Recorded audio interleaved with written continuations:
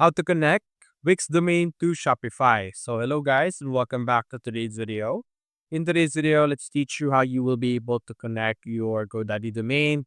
So first things first, you're going to copy your GoDaddy domain and go to Shopify. Now there are two ways for you to be able to connect your domain over here.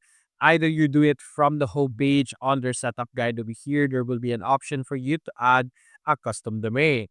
If this preview or this page is not showing you the specific section, click on settings over here and you will be able to see in our settings.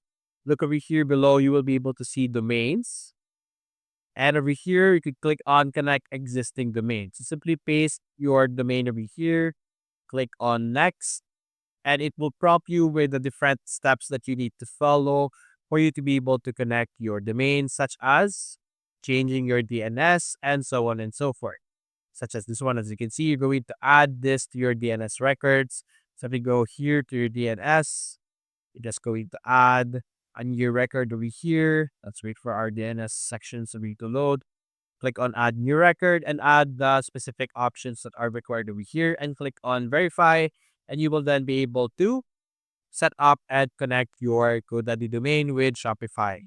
So that's basically it, guys. If you enjoyed this video, leave a like and subscribe. Thanks for watching.